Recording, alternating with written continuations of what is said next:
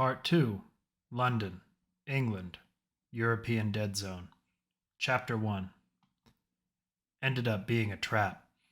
Probably the first time I didn't know what to do. The way Layla looked at me is what bothered me most. I knew she wanted us to just turn and run away from that mess. It caught me off guard, and I felt like I needed to keep her safe. I froze up, in front of her, in front of Janet. I need to be better than that. Won't be a long ride to Westminster. Tommy seems confident we'll see English skies by morning. I wouldn't know, I guess. I'd be lying if I said being on a bird wasn't breathtaking and unnerving all at the same time. As for Tommy, he acts like a hotshot but has the talent to back it up. Before I sat down to write this, Elias pulled me aside and asked about how we convinced him to sign on. I told him we didn't have to kidnap him once we promised him the supplies from the heist. Elias wasn't pleased by that answer. "What's Elias worried about?" Layla asked. She had been reading Alex's every word from over one of his shoulders. Alex closed his journal and looked down at the floor. "How many mercs take on a mission because it's a thrill?" he asked. Layla knew the answer to that before he even finished the sentence. In her time as a scavenger in New Purgatory's outer ruins, she had met few men and women who did something while expecting nothing. "Not many. We didn't exactly give him a chance to say no. I'd resent that," she replied. "Same, but you appealed to his nature." "He's a hotshot, but there's more to him than that. I'm not sure what yet, but it all feels like a front to me," Layla said as she lifted her hand to turn his head towards her and gave him a serious stare. What little Alex had read of Tommy's file suggested the fine clothes, slicked back hair, and the vain appearance were all part of his thrill-seeking nature. "Elias will keep an eye on him, but with what we're up against, we might just need a hot shot or two," Alex stated. "Janet counts as two," Layla said, just loud enough to stir Janet from cleaning her rifle. "Don't you forget it either, Blondie," the other woman yelled from across the cargo area. Layla let a smile slide across her face, and Alex returned it before he stood up to stretch. "Here," he said, handing his journal to Layla. "I'm going to go have a chat with our pilot." "Can I write in it?" she asked, looking up at him. Alex seemed surprised for a moment. She had never asked that before. "Of course," he replied, closing the journal into her hands. "I'll be back in a minute." Tyler and Elias were having a discussion away from the hold, near the entrance to the cockpit. "Haven't been able to touch it since you went off on me," Alex caught Tyler say as he approached the pair. "Are you feeling all right?" Elias asked. Tyler turned his head to Alex, who leaned against the door and crossed his arms. "Van would have loved to see the English coast, especially in its current state," Tyler said sarcastically. Alex knew he was lying about the drinking. The man had just lost his brother. That was a familiar pain, the loss of family, but Alex needed Tyler present. "I can smell it on your breath, Ty. For fuck's sake. You were working on Otto's harness." Alex kept his voice low but direct. "You need to get this shit under control, all right? Get yourself cleaned up. We'll be hitting the ground soon." "Hey, I wasn't even talking to..." Alex pushed off the wall and got right into Tyler's face. Tyler stumbled back on one foot but maintained his stability. "But I was talking to you." Tyler stood defiant for a moment at Alex's response, but the other man wouldn't stand down. Tyler threw up his hands and made way for the cargo hold. Elias was now at the door with his arms crossed. "Did you need to talk to me that bad?" Eli asked. "Funny. Maybe you used that sense of humor to kill Morrison's army," Alex shot back. "What, like you used yours to kill his son?" Elias countered. Elias didn't care what mood Alex was in. If his friend pushed, he would push back. He took it as a mental workout for their friendship. He also did not appreciate being walked over and did not fear Alex the way some of the others did. "Layla brought up a good point about our pilot," Alex continued. Elias knew that sometimes his friend just needed to be taken down a peg to cool himself off. "I figured she'd get onto you about him if I just let it go." "How do we know he doesn't just turn this bird around the first bounty offer he gets?" Elias asked. Alex moved around Elias and slammed the door to the cockpit down hard. "We ask him." "I'm not sure how I should start, but it looks like all Alex does is write until he comes up with something. I'm surprised he's letting me write in here. Maybe all I had to do was ask. Before I started writing, I was going to go through some of his older entries. He's so confident some days, then others you could hardly believe he was leading a resistance. I hope it's not me that's softening him. Coming home has me scared. The last time I was on a plane, I remember looking at a beautiful city. It was whole, full of life, and I thought it would be the same as I left it. When I look down at the Atlantic, all I can think about are the tears I'll be crying when I see that first shattered building.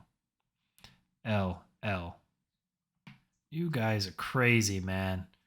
Tommy didn't bother to look up from the Hellchopper controls as he replied. You string me into coming along on this suicide mission, and now you're the ones with trust issues? Yeesh. It's like every bad damn girlfriend I've ever had. Amateurs. The old man wouldn't have vouched for you if you weren't worth a damn, Alex said as he suppressed the anger bubbling inside him. You should thank him for that. Where is the old fart anyway? Tommy asked.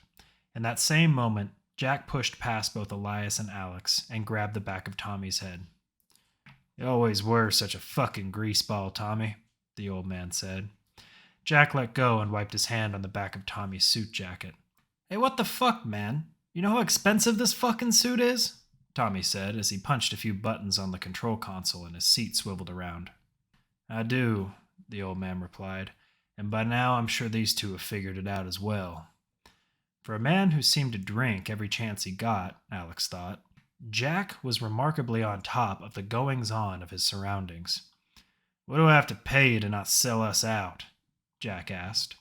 You know, I always wanted my own Hellchopper, seeing as they're the fastest birds the world has left. Burn the open skies, take a nice vacation in Morocco. Tommy spun the chair back to the control panel.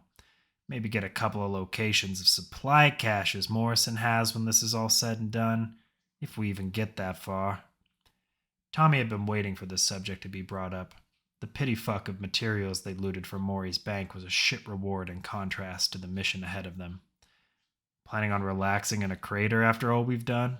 Elias asked. No craters on those beaches, pal. Just a lot of sand and ocean. You'll have that and more, Jack interjected while slapping Tommy on the back of the head. You call me anything even moderately derogatory again, and I'll toss you off the ramp and fly this bird myself. Jack turned and looked at Alex. You spoke to Nyala? Sure. Nice to know you have internationals in your pocket, even if they could give a fuck about the state of our home. Where is she now?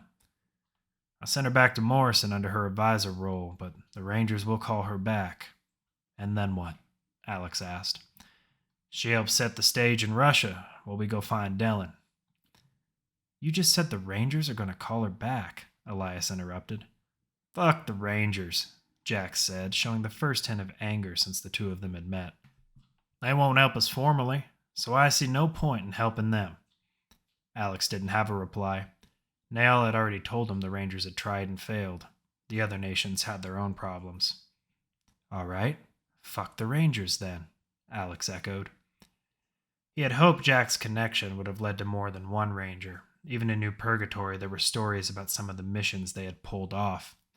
Morrison's tower could have been another in that extensive line, but this was as close as they were going to get. Do you have a plan to extract Dylan? Alex asked. Jack made a motion for the pair to follow him out the door. Read his file, the old man countered. Some, Elias answered. No, Alex said. He's living near the palace somewhere in Westminster. Old fool's been trying to round up and aid as many of his countrymen as he can. Given the circumstances, he's done well, Jack explained. It's a noble idea, even in a dead zone, Alex stated. More like a fool's hope. Still surprises me that anyone's left in the dead zones, Jack replied. Choosing to live in a dead zone is like choosing to lop off one of your legs before jumping in a shark tank. Alex looked confused. Elias leaned in and whispered, It's a large carnivorous animal. They used to put him on display for amusement. Yeah, it's a big fucking fish, Jack said. Anyways, this dead zone is exactly what New York could have been.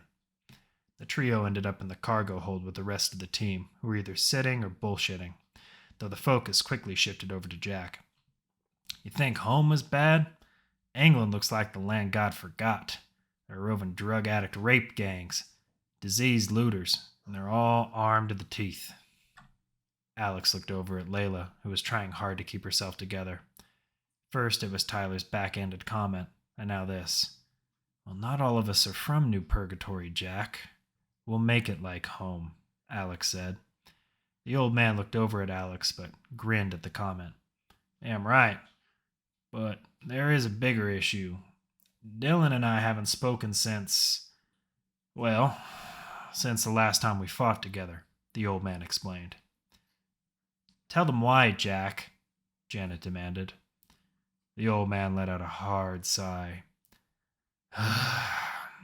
Janet's father, Eric, took a bad hit when our sniper failed to provide the one goddamn thing snipers are good for.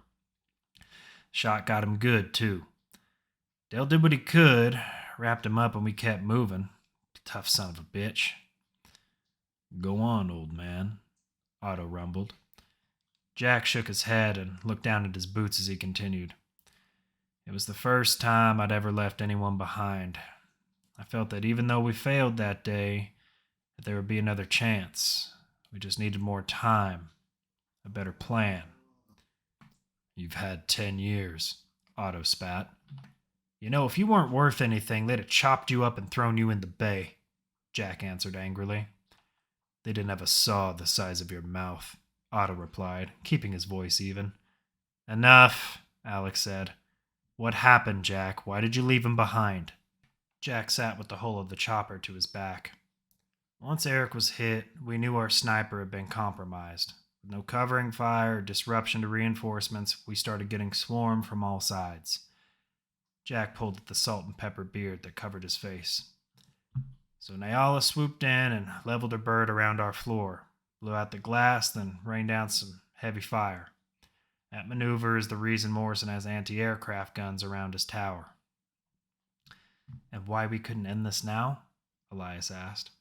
Morrison would have found a way to stop it.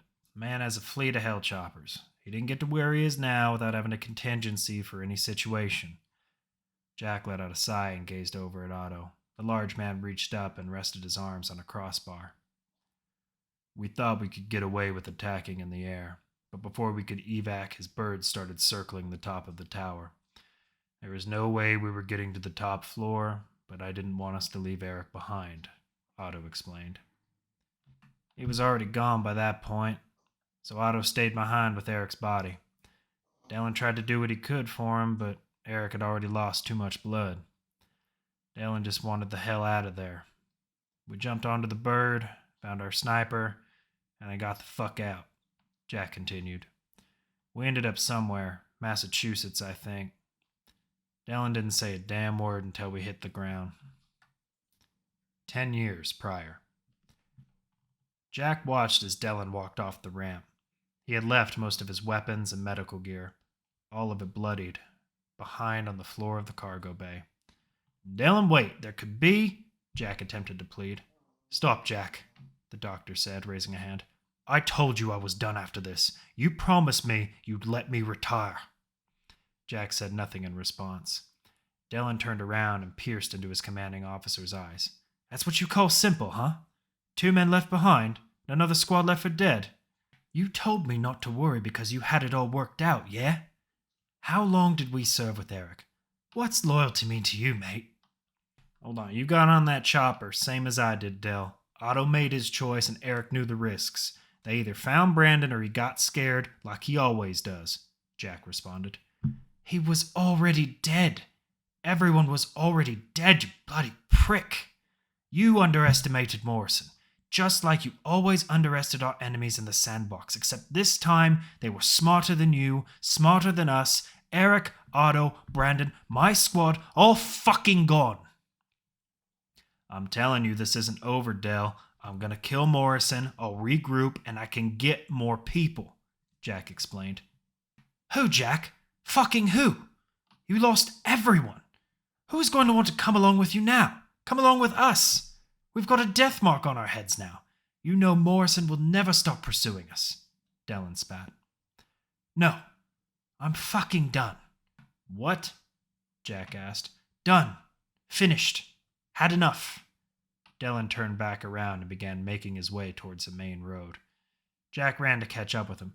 Wait, would you just... I said fuck off! You try to follow me and I'll kill you, do you understand?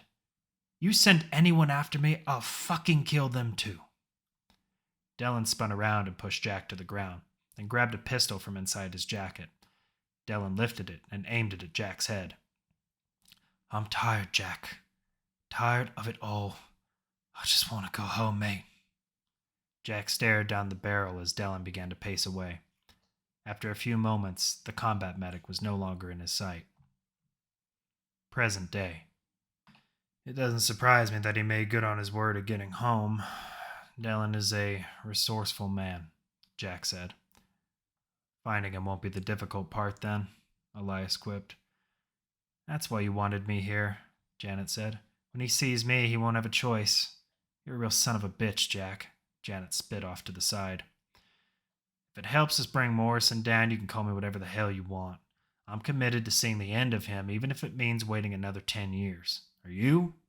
Are any of you willing to make the hard choices that come with war? Jack stared back at Janet at first, then eyed everyone who stood in the main hold. Otto made his choice just like I made mine. I'll live with whatever horrors come with that, this life or the next. Jack's voice was gruff. He didn't yell, but he didn't need to. The edge that was embedded in his vocal cords was enough to demand attention. Tommy emerged from the cockpit a moment later. Got a few more hours before we see coastline. Might be a good chance to catch up on some sleep or get a meal. I'm pretty beat myself, so if you need me, knock first, Tommy said. All right, kids, story time's over. Tally up your things and get ready for landfall, Jack said as he lifted himself up. This place ain't anything like home. I don't have any more sterile needles, Doctor. We can't take her in. Nonsense. Dylan Johnson stepped in front of one of his medical assistants and pulled out a small box from one of the nearby drawers in the room that doubled as a lobby, broken and destroyed as it was. There should be 200 or 300 in there, Dylan said as he stared down at the child's split knee. He brought a hand to his chin. Adris, get her to a clean room and begin prep for surgery. I'll be there in a few moments. Where's her mum? The short red-haired girl pointed frantically across the room as she hurried to get the young girl a gurney. Dylan saw who he assumed to be the mother. She was weeping into her ragged shirt, her hands coated in dried blood. As Adris wheeled the girl away on a gurney with a missing wheel, the doctor made his way through the bunks where those with negligible injuries and common colds were kept. Dylan knew he had taken too many people in, but he couldn't accept the alternative. Each story he heard had eaten away at him in one way or another. The sad eyes of children who needed amputations to survive, or the shattered innocence of every teenager the rape gangs had stolen away and then dumped off. It was these tragedies that forced him to continue. Though he couldn't heal them all in every way they might have needed, he knew he could at least keep them safe from the horror his homeland had become. Are you the mother? Dylan took a seat next to the young woman, who was hunched over, hands on her face. No, that's my sister. When she moved her hands slightly, he could tell she was trying to hold back tears. I'm going to take care of her knee, but I need to know what happened. The girl was hesitant to talk at first, but Dylan leaned back on the wall and placed a hand on her shoulder. I know it's hard seeing her all beaten up like that, love. I've seen it an awful lot lately. The girl let her hands fall and looked him in the eyes. Why do you do this for people? For us? Everyone I talked to said to find the gardens, but no one even knows your name. This is my home, Dylan replied. 2 separate times I was asked to swear an oath. Once when I became a doctor, and the second when I joined, the army that was responsible for protecting us all. They may have been different in what each needed from me, but what they asked for was the same. But all the soldiers have been dead for years. How can you still fight for what doesn't exist? Dylan paused a moment before responding. He cycled through the faces of lost friends he could never see again because of the nuclear war. The ones who had died after trying to maintain order. The children and adults he had lost under the knife. Of Eric, of his old team. Through it all, he forced a genuine smile before he spoke. Because ideas can never die if somebody's left to believe. The only way I can honor their memory is to follow their example. Dellen stood from his chair and slowly made his way for one of the doors of the hall, but stopped short. If I don't believe, then no one else will. And all those soldiers, all my friends' struggles were for nothing. That's worse than not being able to save everyone. He didn't look back, but instead pushed his way through the door and made his way for the clean room. As the girl watched him depart, she realized her eyes had dried up, and she no longer felt the need to cry. Her sister was in the most caring hands possible. The team was rushing about, checking ammo supplies and making sure their personal bags were full of food, water, and even more ammunition.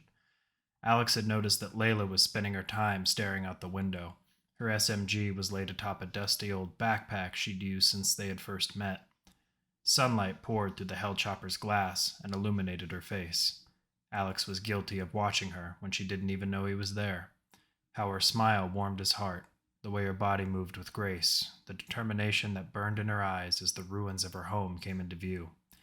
Layla crossed her arms as the chopper went by shattered building after shattered building. Alex neared her as Tyler and Janet meandered by with a large crate. "You see all that open space down there?" she asked as he approached. Alex looked down and saw long torn roads surrounded by large spaces of burnt land and scorched trees. Just ahead, the ruins of what he assumed had once been a large building. "Sure," he replied, simply waiting for her. "My mom used to work in that building."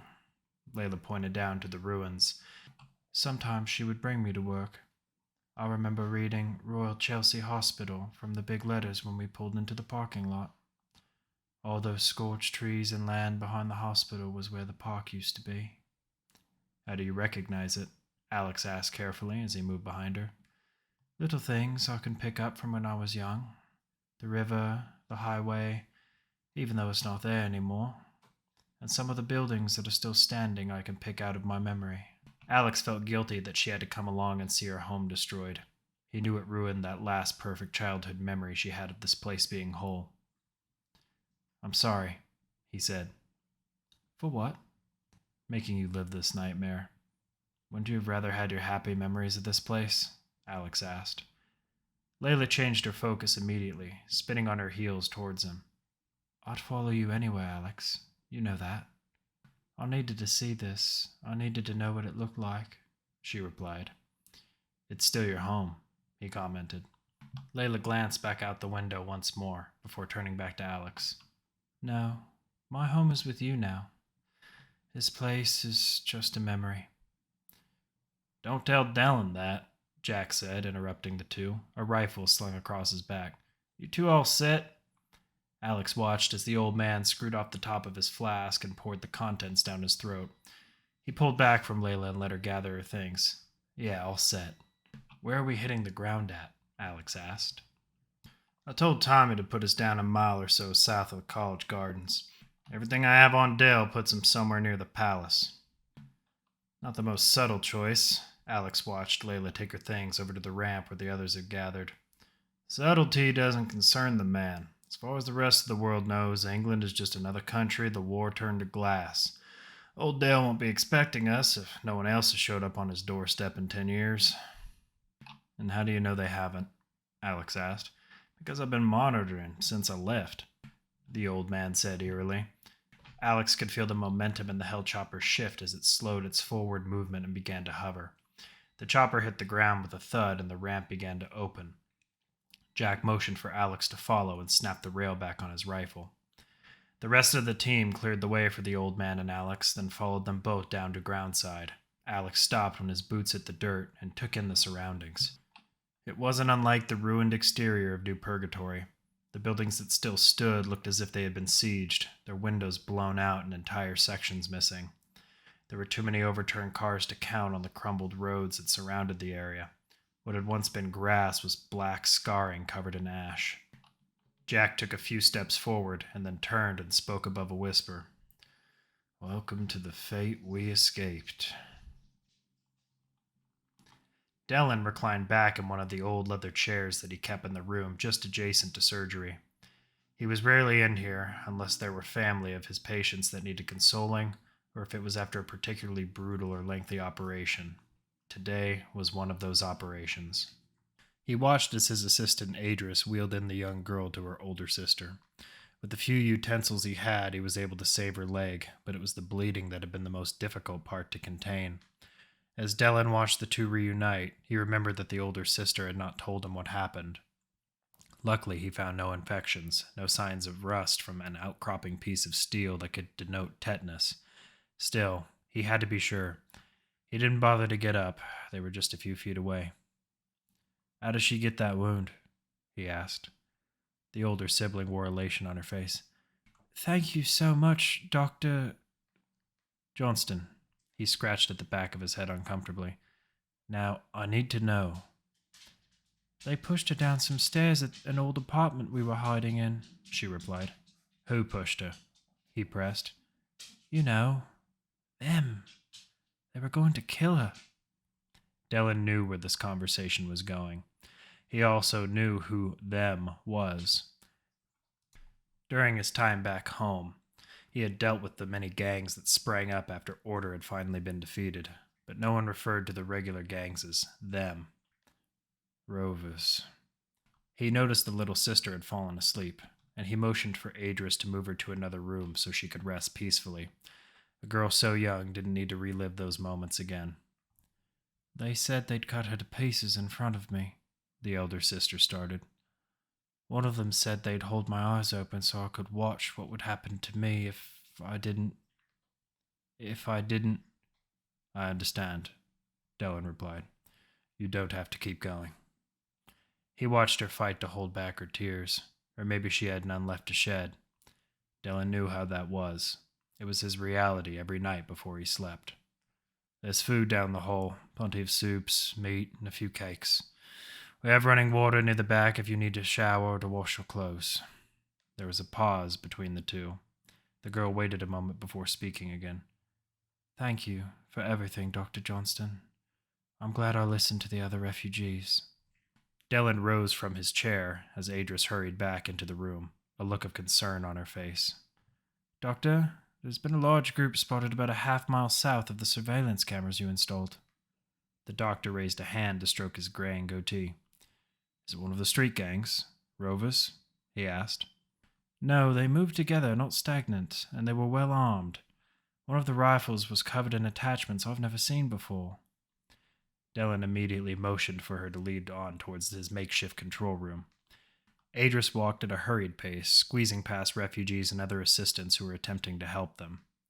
"Did you see an older-looking man in the group, perhaps leading them?" Adris stopped just before a destroyed staircase. "I really wasn't paying attention to the particulars, Doctor.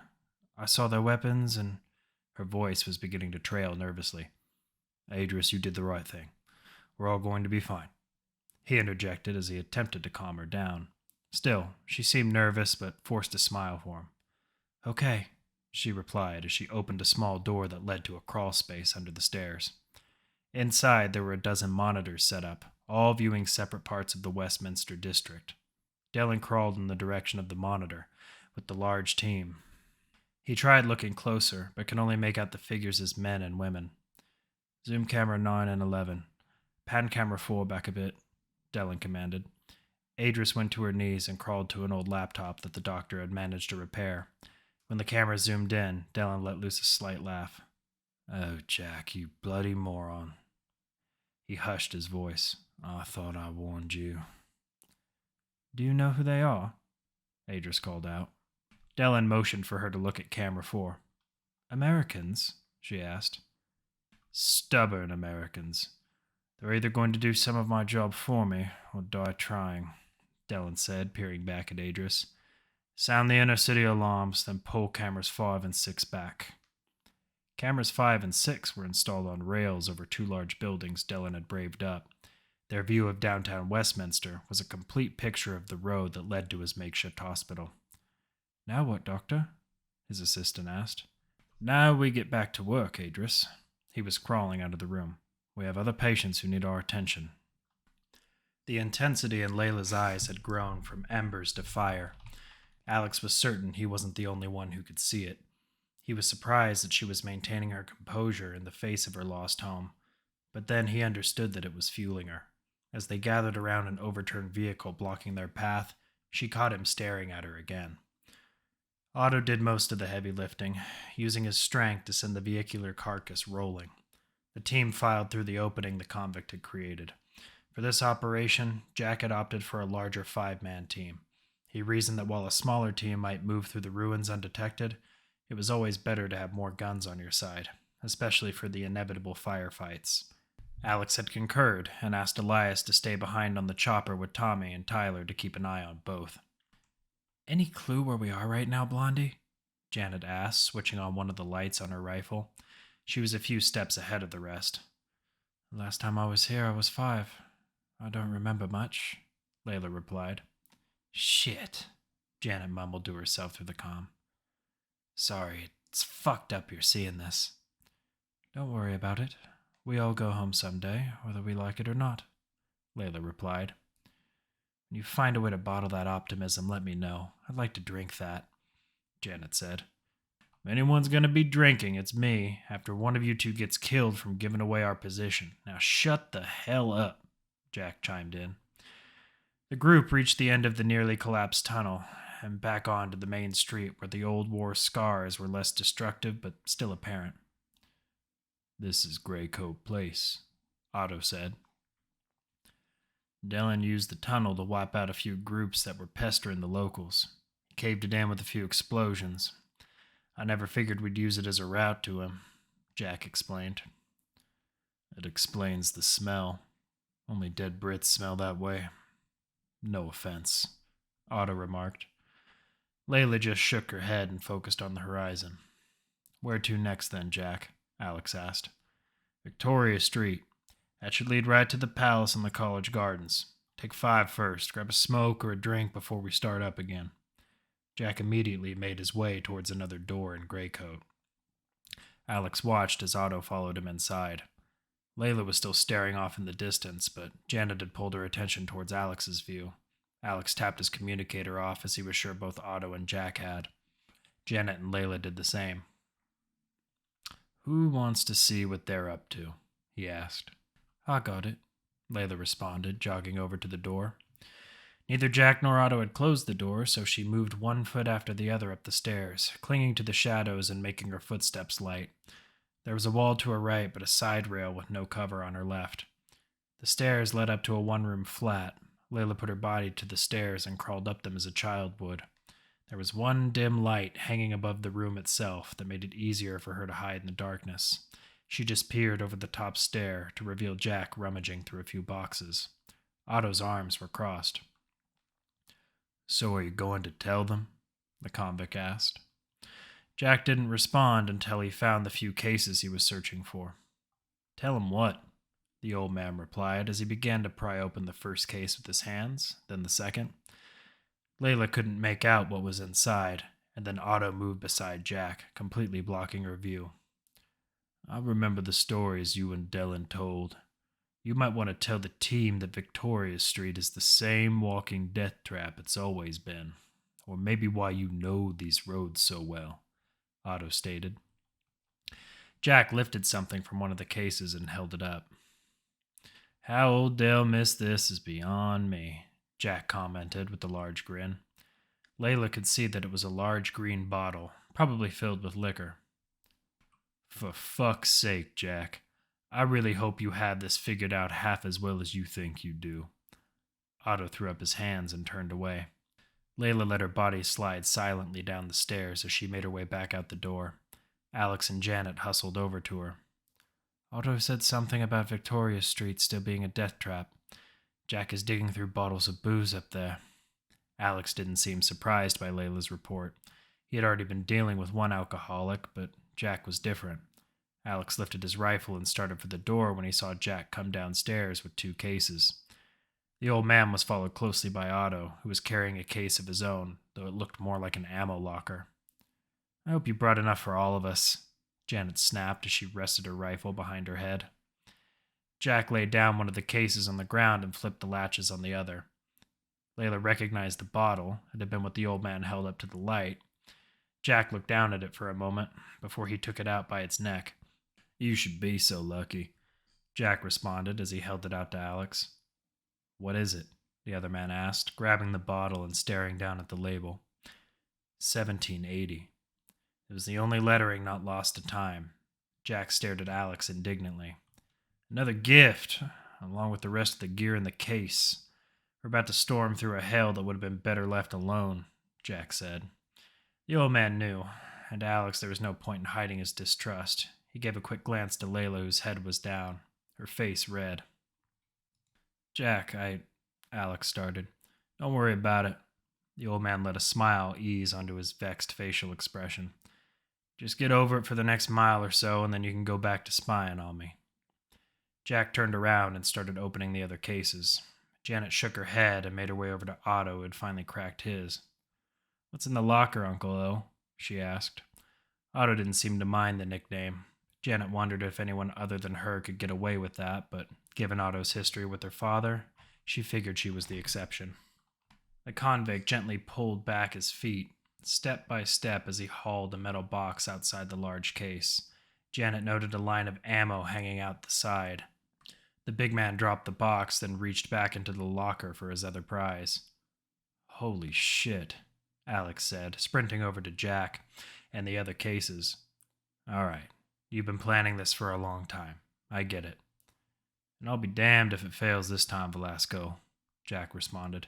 I'll be fucking damned. The team took a few minutes to pick through Jack's stash. For Janet, there was a box of incendiary grenades and extended mags for a rifle. When Jack first met Layla, he had guessed her SMG was older than her, and he was correct. He gave her a new model. Layla had never seen an SMG like this before, but noted the large V to the front of the trigger. For Alex was a sidearm, a tool he often lacked in many situations when he was only relying on the firepower of his assault rifle. It was as scuffed and scarred as Jack himself. Alex wondered if the old man had carried it at one time. The rest of the supplies the team scooped up and distributed before setting off towards Victoria Street. Alex set his sidearm in a holster strapped around his right knee, but continued with the same dilapidated rifle he picked up off a dead Marine some time ago. As the team began their sojourn, Alex moved alongside Layla and whispered in her ear. Do you know where your house is? There was a humming sound in the air. Not from here, but Victoria Street I might. One of its turn-offs led right home, she replied. Another memory from sitting in the car? Alex asked. The hum changed to a low tone, that was still hardly audible over the wind and rain that was setting in. Yes, it's silly, but some of those drives are my fondest memories. Going from home to school, or all those dumb events for bright children. Layla was half smiling as she spoke, keeping her eyes ahead and her voice low. Do you hear that? She asked. The tone had grown louder now, and over the sound of falling rain and sweeping wind. It sounded like a siren, but it was slowed down and coming across a great distance. The team stopped just short of one of the ramps onto Victoria Street. Jack was at the lead, but dropped his head. God damn it, Dylan, you clever son of a bitch, the old man said under his breath. What's going on, Jack? Alex asked as he moved beside the old man. Street's already dangerous, Jack replied. What you don't understand is how excitable the gangs get here over lights, or explosions, or noise. It's not right. Not like anything I've ever seen, anyway. They just rush out in a frenzy and swarm and kill whatever they can. Jack's expression was grave. What was done to this country was wrong, and now some of the people here are wrong. 10 to 15 years of radiation, drug use, and impulsive violence can do that. You're saying Dellin set the speakers up as a trap? Layla asked. Yeah. No one else could dodge the gangs during the day to set up that alarm. And those, Jack said as he began to lift his rifle. Adris stared into camera 4 and watched the older man point his rifle directly at it. There was no audio set up, but Adris found the hair on her neck rising. Another man turned and looked up towards the camera and reached for his pistol. Adris ducked her head out of fear as the monitor went black. She thought about calling Dellin, but instead panned several other long-distance cameras in on the group's position. They were reluctant to take the ramp onto the street, and Adris couldn't blame them. The horrors that were hidden behind the ruins of that road should have warded anyone off. And with the siren going, it was suicide. Adris switched to camera 12. That one was located right in the thick of Victoria Street. She hated looking at the drug-addled, angry savages that could hardly be called men or women anymore. Still, she reached for it and moved it around. None of the people the locals had taken to calling rovers were lying about. Rather, they were sprinting around the highway, slapping at each other, injecting hoarded drugs, or defecating where they pleased. Adris thought the rover's existence was a terrible reality and a lesson about the cost of war. She had asked Dellen how they came to be, if they were still people or something worse. The doctor always responded the same way. They're not monsters. Monsters are who made them that way. They're people that have fallen back into their most base ways. It's all they know, and survival is their only goal. Survival at any cost. Sometimes she'd recite that to her fellow colleagues while drinking from the reserve wine Dellen had found out in his scavenges. Her fellows would all laugh and sip their own drinks as their reply. Adris admired the doctor for his belief, but she wasn't so sure he was right. She thought that maybe that was what made Dellen so intriguing. He was a man who passionately believed in his service, but wasn't bound by the trappings of loyalty to a world that had thrown him away. She ended her thoughts on him and went back to focusing on the mercenary band. They almost slipped camera 4's screen, but Adris was able to intercept it and follow them as they made their way up the ramp. That fucking alarm is getting on my fucking nerves, Janet yelled as she fired off a few shots to the dusty road ahead of them. Cool it, Jack yelled back, trying to keep his voice to a low yell but above the alarm. Alex, Janet, and Layla huddled behind the rubble of a building, while Jack ducked behind the husk of a truck. Otto, get behind something, the old man yelled. The convict just kept moving forward, chain gun held firmly in his hands as rapidly moving bodies emerged from the dust. He revved up the gun and began mowing down the fearless rovers. They fought and ran as if they felt no pain, but the chain gun didn't discriminate. Otto sent their bodies and limbs flying like any normal soldier running into a high-powered flurry of bullets. Jack shrugged at Alex from across their respective cover before letting loose his own barrage on the rovers. Alex pushed forward, gunning down strays trying to flank the squad from the side. Layla, meanwhile, moved to Otto's weak spot, and Janet cut loose a few grenades, then sprinted ahead on the offensive. Rovers were being killed in 3s and 4s as they futilely continued their push into the kill zone. What horrified Alex was that even the ones that were cut down continued to move towards them. Some with mortal wounds or missing limbs crawled at them even as they would bleed out. Alex spared a few shots for those ones. He wanted to believe it would end their suffering, but it was out of his own fear of what they had become. How you doing on ammo, big guy? Alex yelled out as he caught a rover down the middle of his iron sight. Huh, hell if I know, kid, Otto yelled back. The convict kept his barrage up until nothing more emerged from the dust. Everyone crouched down to reload except Otto, who first let his gun down, then lifted a car husk up on his side as makeshift cover. They're not done, Jack said. Switch comms back on and follow Otto from the sidewalks. He's our mobile tank. Except I die if they hit me, so don't fuck up, Otto called out. Get moving, the old man yelled back. Otto pressed through the dust cloud and into hell. He could see fires burning from around Victoria Street, where the rovers had made their makeshift camps. The convict unloaded the barrage of his chain gun again when he spotted a rover with an old rifle. Soon, multiple rovers began popping out from up the road in the fenced-in camps. Some tried their rushing tactic, while others attempted to pick him off. While their aim had been terrible, the rovers' numbers were still better than their own. Too many, Jack, Otto said into his comm. Janet took that as a challenge and brushed out onto the street, smacking a charging rover with the butt of her rifle and dead-eyeing another from range. Jack emerged onto the street, providing covering fire for her to keep moving. The old man clocked 2 more rovers from range before sliding behind another car husk for cover. Layla followed trend, but now Otto was reloading. From her hip, she fired into an incoming crowd of charging rovers, who had massed in the dying chain gun fire. Layla watched as bullets pierced their bodies but didn't bring them down, a cruel manipulation of what ran through their veins. Layla brought her gun up to eye level and aimed for their heads and strafed to the other side of the road. Alex was next, but led the charge rather than retreating down the road. Otto had finally managed to reload a new ammo belt into his gun and began lighting up the rovers with more fire. The team continued to move at a steady pace down Victoria, but Alex wondered if there would ever be an end to the ravenous gangs. Behind something, Alex. I've got point. Janet's voice came in over the comm. Alex could see no place to hide, and instead stood his ground, dropping a knee and providing cover for her advance. Once the team was past him, he stood up again and covered the rear.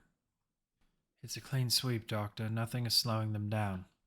Adris was sweating into the dust and around the computer screens.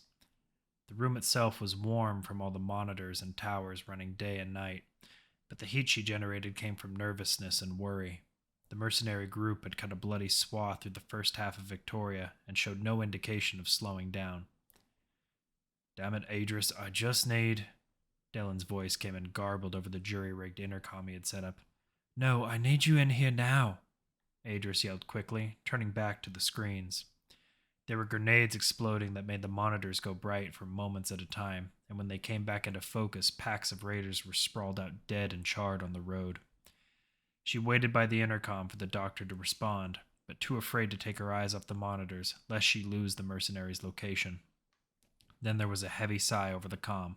It was Dylan again. That asshole better have a good reason for this. Shut the goddamn alarm off and meet me in the foyer. I need to clean my hands. Adris did as she was told. She watched bands of rovers begin to retract the moment the alarm went off, retreating to their makeshift camps. The mercenary band kept their steady pace, but never once lowered their weapons, and they continued down the road. Adris crawled out of the room and pulled herself through the small square door and headed for Dylan. She wondered what he could do against this well-trained destructive force, and she was interested in how he knew who they were. When Adris reached the foyer, she had a better idea. Dylan had discarded his white coat for a long-sleeve compression shirt, which he had covered with a black vest and a satchel at his side. 2 smaller pistols sat on either side of his hip over a pair of cargo charcoal pants.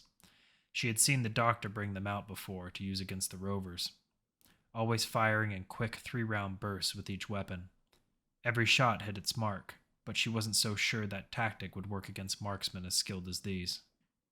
Dylan, I don't think... Adris started to say. They're not here to hurt us, Adris, he said as he took her lightly by the shoulders. Now I'm going to head outside, and you're going to lock these doors behind me and keep everyone else calm. You don't open this door without my explicit say-so. Understand?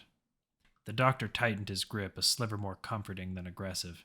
Adris gave him a nod and watched as he turned around and slowly went out the door.